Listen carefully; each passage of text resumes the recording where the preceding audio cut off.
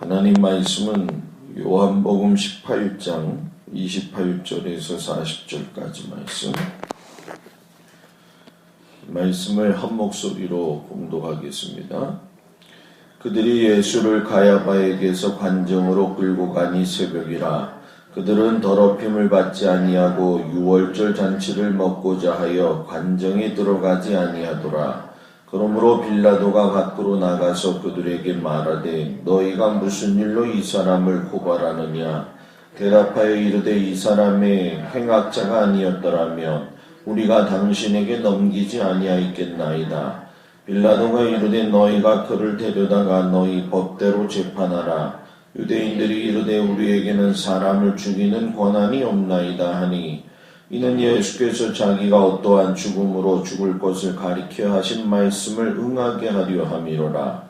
이에 빌라도가 다시 관정에 들어가 예수를 불러 이르되 내가 유대인의 왕이냐. 예수께서 대답하시되 이는 내가 스스로 하는 말이냐. 다른 사람들이 나에 대하여 네게 한 말이냐. 빌라도가 대답하되 내가 유대인이냐. 내 나라 사람과 대제사장들이 너를 내게 넘겼으니 내가 무엇을 하였느냐. 예수께서 대답하시되 내 나라는 이 세상에 속한 것이 아니니라. 만일 내 나라가 이 세상에 속한 것이었더라면 내 종들이 싸워 나로 유대인들에게 넘겨지지 않게 하였으리라. 이제 내 나라는 여기에 속한 것이 아니니라. 빌라도가 이르되 그러면 내가 왕이 아니냐. 예수께서 대답하시되 내 말과 같이 내가 왕이니라.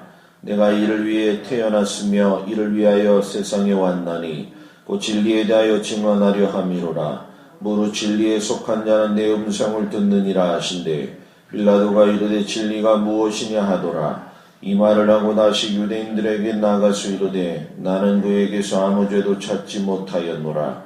유월절이면 내가 너희에게 한 사람을 놓아주는 전례가 있으니 그러면 너희는 내가 유대인의 왕을 너희에게 놓아주기를 원하느냐 하니 그들이 또 소리질러 이르되 이 사람이 아니라 바라바라 하니 바라바는 강도였더라. 아멘. 어떤 나라를 선택할 것인가? 바른 선택의 몫이라는 제목을 가지고 오늘 말씀을 묵상하겠습니다. 예수님이 죽음이 작정되어진 죽음이죠. 그래서 많은 자들이 가야바에게서 관정으로 끌고 가는 모습을 우리가 보게 됩니다. 하나님의 아들이 이제 세상의 법정에 세워지게 되는 거죠. 목적이 단 하나인데 자신들은 죽이고 싶지 않다는 얘기입니다. 왜냐하면 죄 짓는 일에 대해서만큼은 제외되고 싶은 약간은 좀 딜레마에 빠지는 그러한 모습을 우리가 보게 되는데 율법을 통해서 그들이 하나님 앞에서 바른 태도를 가지고 산다는 자기들만의 어떤 생각에 빠지다 보니까 관정에 들어가지를 않죠. 그래서 관정에 들어가지 않았다라고 하는 의미는 유월절에 위배되기도 하고 또 이방인의 뜰에 들어감으로 인해서 부정해지는 것을 막기 위함이고 또 자기들의 손에 직접 예수의 피를 묻히지 않겠다라고 하는 여러 복합적인 내용들이 담겨져 있는 겁니다. 정작 본인들이 살고 있는 세상에서 자신들의 율법적인 삶을 소중하게 여기면서 자신들은 죄짓지 않으려고 하는 모습을 보게 되죠. 그런데 하나님의 나라의 주인이시고 하나님의 나라의 주인공이 되시는 예수님의 죽음에 대해서는 미동하지 아니하고 세차게 밀어붙이는 모습을 보게 됩니다.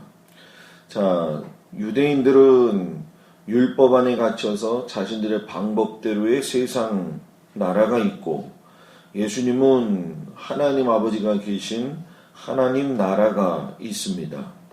이 나라는 우리들 앞에도 항상 놓여져 있다라는 얘기예요. 세상 나라냐 하나님 나라냐, 넓은 문이냐 좁은 문이냐, 선택의 몫은 우리의 몫이 되겠죠. 그러니까 이 선택의 몫은 우리이기 때문에 누구도 대할 수가 없다는 거예요. 그러면 이 말씀 보면서 우리가 어떤 나라를 선택해야 되겠느냐, 어떤 기준을 좀 발견할 수가 있는데 그 중에 하나가 뭐냐면 하나님의 공의가 다스리는 나라를 선택해야 되지 않겠느냐는 거예요. 유대인들이 하나님의 언약의 백성이면서도 아이러니컬하게 하나님의 공의에 따라서 예수님을 보질 않습니다. 또 평가하지도 않고 정식적인 재판도 하지 아니하고 그냥 율법이라고 하는 어떤 종교적 틀 안에서만 예수님을 죽이는 데다가 혈안이 되어져 있다라는 거예요. 여러분, 우리 하나님은 구약에서 볼 때에 또 신약에 가서도 볼 때에 보면 약한 자들, 가난한 자들, 고아 가부를 돌보는 일에 있어서 뿐만이 아니라 모든 일에 있어서 율법적인 틀 안에 있는 것 같지만 사랑과 그리고 그것이 위배되어지지 않는 이상에는 하나님의 뜻 안에서 모든 문제를 해결해 가셨어요. 그런 이 예수님이 이 말씀에 따라서 순종하며 가고 있었는데 자기들이 율법의 틀 안에서가 아닌 정치적인 목적에서 보면 자기들은 지배받는 나라였기 때문에 어떤 사람을 죽이기 위한 어떤 형식적인 재판을 할 수가 없었던 거죠. 그런데 물론 암암리에 여러분 저는 충분하게 그것을 할 수 있다고 생각을 합니다. 왜냐하면 뭐 문둥병자라든가 아니면은 부정한 자들에 대해서 감금하거나 또는 격리시킬 수 있었다고 한다면 뭐 얼마든지 그럴 수 있다고 저는 봐요. 다만 이 사실에 대해서 분명한 어떤 증거를 남기기 위해서 나름대로 노력한 모습을 보게 되죠. 사형권은 여러분 우리가 잘 알다시피 로마의 십자가 사건을 이야기하게 되는데 자신들의 손이 아닌 이방인의 손을 통해 가지고선 예수님을 죽이려고 했다는 사실이에요. 근데 여기서 우리가 좀 놀래야 될 사실은 여기에 등장하고 있는 사람들이 엘리트 계층이 아닌 나머지 사람들은 예수님을 불과 며칠 전에라도 메시아로 불렀던 자들이에요.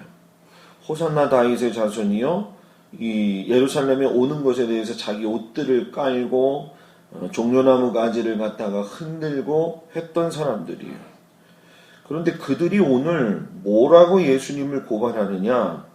메시아라고 했던 예수님을 랍비라고 이야기하더니 선생이라고 이야기하더니 오늘은 뭐예요? 행악자다라고 이야기를 했어요. 이들은 하나님의 나라와 진리를 몰랐어요. 그러니까 바른 판단을 할 수도 없고 생각을 할 수도 없고 하나님의 공의 아래서 믿음으로 산다는 것이 잘 몰랐다라는 얘기죠. 여러분, 우리가 이 땅에 살아갈 적에 신앙생활에 정말 중요한 것 중에 한 가지가 뭐냐? 하나님을 알지 못하는 사람은 결국 신앙생활에서도 올바른 선택을 할 수가 없다는 얘기입니다. 하나님을 알지 못하는 사람이 하나님의 나라를 선택할 수 있겠냐는 거예요. 이것은 여러분 아이들도 아는 거예요. 그죠? 아이들도 자기 아버지나 엄마가 손 벌리면 쫓아옵니다. 그 가슴 속으로 파묻혀 들어가죠.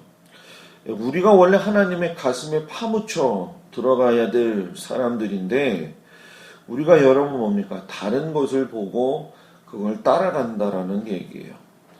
여러분, 바른 선택의 몫은 나에게 있어요. 하나님의 공의를 바르게 아는 사람은 이 예수님의 죽으시는 사건이 어처구니 없는 사건이 아니라 나를 위해서 예수님의 온전한 순종이 있는 그런 죽음이구나 하는 걸 깊이 깨닫죠.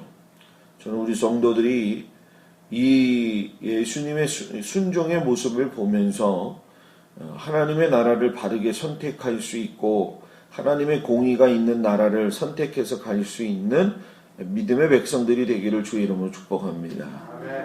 두 번째는 진리에 속한 자가 하나님의 나라를 선택할 수 있다는 거예요. 빌라도와 예수님이 만나죠. 그리고 그 만남의 결과는 분명히 드러났습니다. 누구를 통해서요? 빌라도를 통해서. 그가 고백하기를 나는 그에게서 뭐예요? 아무런 죄를 찾지 못했다라고 이야기해요. 당연히 찾을 수가 없죠. 왜냐하면 세상의 관점에서 하나님의 나라를 이해할 수 없기 때문이죠.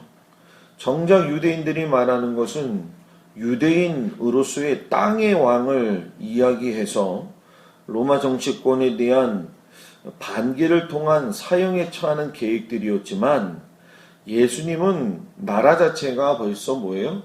세상을 이기는 나라로서의 어떤 로마를 국한된 것이 아니라 하나님의 나라로서 세상의 병든 자, 가난한 자 뿐만이 아니라 모든 죄인된 자들을 구원하러 오셨다라고 하는 의미의 하나님 나라를 이야기한 거죠. 그러니까 여러분, 세상에 속한 빌라도가 이 사실을 깨달을 수 있겠냐는 거예요.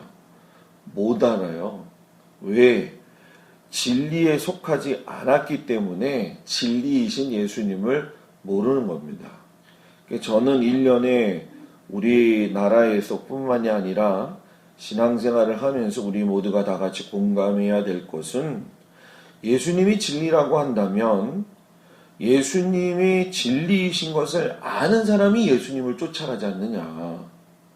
결국 겉모습이 예수님을 인식하고 있고 알고 있다고 해가지고 예수님을 쫓아가는 것은 아니라는 거예요. 방향이 달라요.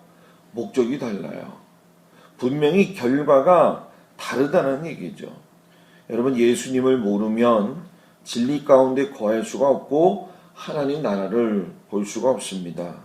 그래서 저는 우리 성도들을 위해서 기도하는 것은 단 한 가지죠. 그건 뭐냐면 하나님, 우리 교회 모든 성도들이 하나님의 나라를 바라보면서 하나님의 마음을 알고 바른 방향을 가지고 바른 신앙의 깊이를 가지고 바른 목표를 따라가게 해주십시오. 아멘. 어떤 세상에 얽혀져 있는 방식이나 세상에 있는 습관을 마치 교회의 어떤 법이나 습관인 것처럼 아주 오묘하게 교묘하게 끌고 들어오는 그런 교회나 성도가 아니라 예수님의 진리를 알고 예수님의 진리를 안다는 건 세상법을 위배해야 된다는 거예요. 그걸 탈피하지 않으면 세상법을 탈피하지 않으면 하나님 법을 알 수가 없는 거죠. 여전히 진리를 모르고 무리에 휩쓸리고 예수님을 행악자라고 부르는 사람들, 그리고 빌라도가 나가면서 예수님에게 말씀하셨던 이야기, 진리가 뭐냐 도대체? 진리가 뭐냐? 그 진리가 무엇이냐라고 하는 말이 관심이 있어서 하는 말이 아니라 비꼬듯이 하면서 나갔죠. 그리고 결국 놓아줄 수 있고 얼마든지 해결할 수 있는 이 문제를 해결하지 못하고 마무리가 되는 걸 보게 됩니다. 결국 이런 모습은 군중이라든가 빌라도라든가 하나님의 나라를 발견하지 못했다는 거죠. 사랑하는 여러분, 우리에게 정말 필요한 건 세상의 나라와 하나님의 나라를 구분해서 볼 줄 아는 믿음의 안목이 있어야 될 줄 믿습니다. 아멘. 저는 여러분들이 바른 선택을 할 수 있는 바른 신앙의 성도들이 되기를 바라면서 오늘 이 말씀을 부여잡고 하나님 나라의 기쁨이 되어지는 믿음의 소망을 가진 자들이 되기를 주 이름으로 축복합니다. 기도하겠습니다.